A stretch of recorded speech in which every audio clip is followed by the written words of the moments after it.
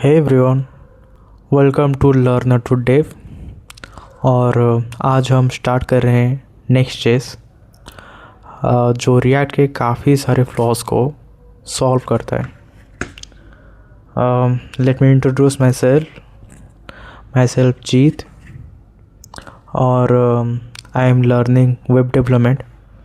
और इस वीडियो में हम देखेंगे नेक्स्ट चेस क्या है, क्यों यूज करते हैं और कैसे इंस्टॉल करते हैं। तो लेट्स बिगिन।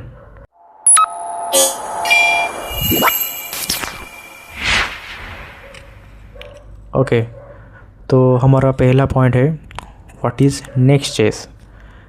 ये नेक्स्ट चेस अगर सिंपल लैंग्वेज में बोलो तो नेक्स्ट चेस बेसिकली रिएक्ट का ही अपग्रेडेड वर्जन है।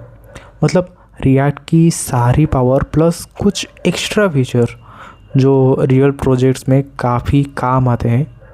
ठीक है, रिएक्ट में आपको राउटिंग, सर्च इंजन ऑप्टिमाइजेशन, जिसे हमें शॉर्टकट में एसईओ बोलेंगे, परफॉर्मेंस और सब खुद हैंडल करना पड़ता है। ये सब चीज़ें हमें खुद हैंडल करनी पड़ती है मैनुअली। ठीक है, बट नेक्स्ट चेस में क्या है ना, हमें ये सब बिल्ट इन ही मिलता है। इसका मतलब हमारा जो वेबसाइट होगा, जो वेबसाइट बनाएंगे नेक्स्ट चेस में, वो फास्ट होगी। और ड्यू टू एसईओ हमारे जो वेबसाइट जो बनाएंगे तो उसका गूगल पे रैंक करने का चांसेस कुछ ज़्यादा ही होंगे। ठीक है, और डेवलपमेंट भी हमारा स्मूथ ही जाएगा। ठीक है, तो हम अपना नेक्स्ट पॉइंट पे बात करते हैं, जो है how Next JS is different from React JS. तो अभी हम जस्ट समझे कि नेक्स्ट चेस क्या है, तो अब टाइम है कि हमें समझने का ये नेक्स्ट चेस जो है वो रिएक्ट चेस से कैसे डिफरेंट है। ठीक है, देखो, रिएक्ट बेसिकली एक यूआई लाइब्रेरी है, यूजर इंटरफेस लाइब्रेरी है। इसका मेन काम है कि कंपोनेंट्स बनाना और यूज़र इंटरफेस हैंडल करना। ठीक है, बाकी चीज़ें जैसे राउटिंग हो गया, जैसे हमारा search engine optimisation, performance optimisation, सब आपको खुद ही करना पड़ेगा। मतलब खुद ही आपको मैनुअली कोड्स लिखने पड़ेंगे, उसको मैनेज करने पड़े। बट नेक्स्ट चेस से क्या होता है ना, हमें ये सब चीज़ें नहीं करनी पड़ती। ये सब चीज़ें ऑटोमेटिकली ही बाय डिफ़ॉल्ट हैंडल ही हो जाती है। ठीक है, नेक्स्ट चेस रिएक्ट के ऊपर बना हुआ एक फ्रेमवर्क है, लेकिन इसमें बहुत सारे फीचर्स ऑलरेडी बिल्ट इन होते हैं। जैसे आप सभी को पहले बताया था। ठीक है, राउटिंग होती है, क्योंकि हमारा जो नेक्स्ट चेस है ये फाइल बेस्ड राउटिंग पर ही काम करता है। पेजेस फोल्डर में फाइल बनाओ, ठीक है, उसके बाद राउट खुद ही मतलब वो क्रिएट हो जाएगा। उसके बाद ये एसईओ फ्रेंडली है, क्योंकि नेक्स्ट चेस सर्वर साइड और स्टैटिक रेंडरिंग को सपोर्ट करता है। तो हम आगे समझेंगे कि ये सर्वर साइड रेंडरिंग और स्टैटिक रेंडरिंग होता क्या है। ठीक है, उसके बाद हमारा जो नेक्स्ट चेस है वो फर्स्ट परफॉर्मेंस देता है, मतलब ऑटोमेटिक ऑप्टिमाइजेशन और प्री रेंडरिंग होता है। ठीक है, उसके बाद हमारा एपीआई राउट्स होता है, मतलब हमारा जो बैकएंड का जो सब चीज़ें हों, हमारा जो बैकएंड और फ्रंट एंड वो हम एक साथ ही हम मैनेज कर सकते हैं इन नेक्स्ट चेस। ओके, ये इतना ज़्यादा अच्छा है। ठीक है, तो अब हम समझेंगे कि ये सर्वर साइड रेंडरिंग होता क्या है। ठीक है, सर्वर साइड रेंडरिंग मतलब सबसे पहले हम बात करते हैं, ठीक है, सर्वर साइड रेंडरिंग की। नॉर्मली रिएक्ट में क्या होता है ना, ब्राउज़र पे जब जावास्क्रिप्ट लोड होती है फिर यूआई रेंडर होता है। मतलब पेज पहले ब्लैंक आता है, फिर कंटेंट दिखता है। इससे क्या होता है ना, हमारा जो सर्च इंजन ऑप्टिमाइजेशन है वो वीक हो जाता है, और कुछ समय हमारा जो वेबसाइट है वो स्लो हो जाता है, थोड़ा लैग हो जाता है। ठीक है, ये हमारा रिएक्ट में ही होता है। बट हमारा जो नेक्स्ट चेस में server side rendering, I mean SSR जो होता है, वो क्या होता है ना, वो पेज ब्राउज़र में रेंडर नहीं होता, वो एक्चुअली सर्वर पे ही रेंडर होता है। इसलिए हमें इस टर्म को ही बोला कि ये हमारा सर्वर साइड रेंडरिंग है। सर्वर के साइट में ही ये हमारा जो पेज है वो रेंडरिंग होता है। ठीक है, मतलब जब यूज़र पेज ओपन करता है, सर्वर ऑलरेडी फाइनल एचटीएमएल बना के भेज देता है, ठीक है। यूज़र को डायरेक्टली रेडी पेज मिलता है और बिना ब्लैंक स्क्रीन के, ठीक है। इसका डायरेक्ट बेनिफिट हमारा ये होता है कि पेज थोड़ा फास्ट फील होता है, थोड़ा हमारा एसईओ जो है वो स्ट्रॉन्ग हो जाता है, क्योंकि गूगल को प्रॉपर एचटीएमएल वो रिक्वायर होती है ना, तो वो मिल जाता है, ठीक है। और हमारा जो डायनामिक डाटा है,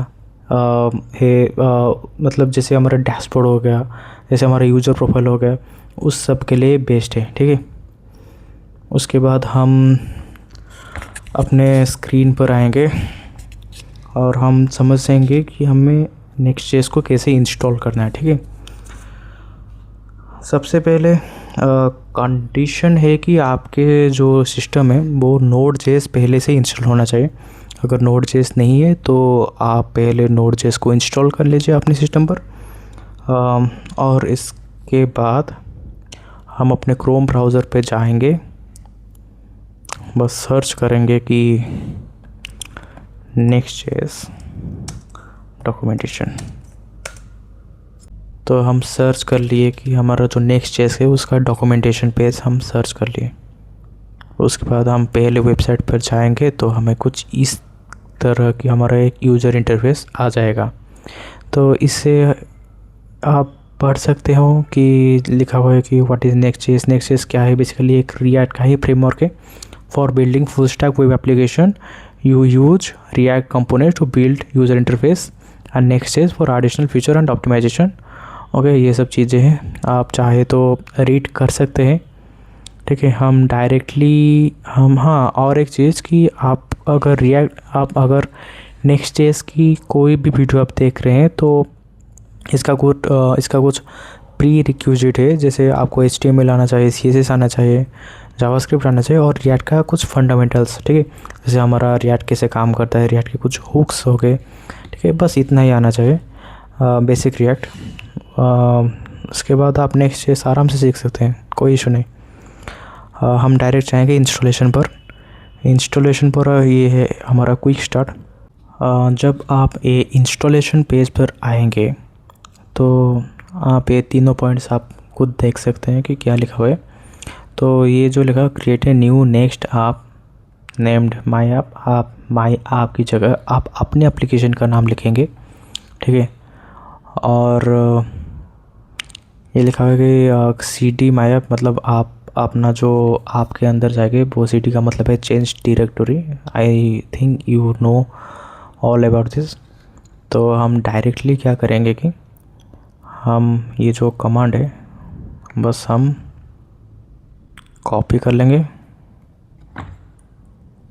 एंड पेस्ट कर देंगे अपने सिस्टम में। टर्मिनल ओपन हो गया एंड पेस्ट कर दिया। और ये थोड़ी देर पे हमारा जो नेक्स्ट.जेएस का एप्लीकेशन है वो इंस्टॉल होने लगेगा। आप देख सकते हैं इंस्टॉल डेव डिपेंडेंसीज, हमारा जो हाइपन जो ES लिखा हुआ है तो वो बाय डिफ़ॉल्ट हमारा क्या करता है कि हमारा टेलविंड CSS को इंस्टॉल कर देता है, ESLint को इंस्टॉल करता है और टाइपस्क्रिप्ट को इंस्टॉल कर देता है ऑटोमेटिकली। तो आपको बार बार आप चाहे तो कस्टमाइज कर सकते हैं, वो आपकी मर्ज़ी।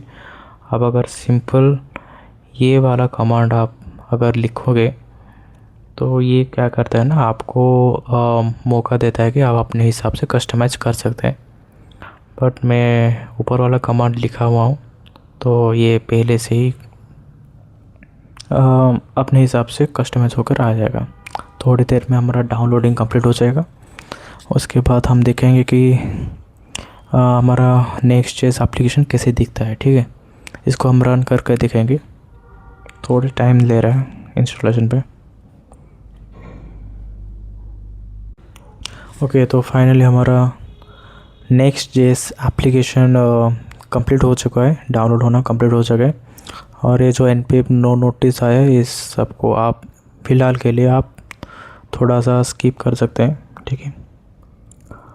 और उसके बाद हम क्या करेंगे कि नेक्स्ट कमांड पर जाएंगे, CD और आपका नेम, मतलब जो माई ऐप है, ठीक है, हम सिंपल लेंगे cd और आप अपना जो एप्लीकेशन का नाम लिखेंगे उस एप्लीकेशन के अंदर आप जाएंगे। मैं चला गया। उसके बाद सिंपल आप लिखेंगे npm run dev, जैसे आप रिएक्ट एप्लीकेशन को रन करते हैं। ठीक है, तो ये हमारा लोकल होस्ट 3000 पर रन हो रहा है। तो हम सिंपल जाएंगे अपने ब्राउज़र पे और टाइप करेंगे local host 3000 and here it is our Next.js application is ready. This is our Next.js application. फ़िलहाल के लिए हम इतना ही समझेंगे और उसके अगले वाले वीडियो में हम समझेंगे कि इसका फोल्डर स्ट्रक्चर कैसा है, हम अपना एप्लीकेशन कैसा बना सकते हैं। ठीक है, तब तक के लिए good bye and have a great day and thanks for watching.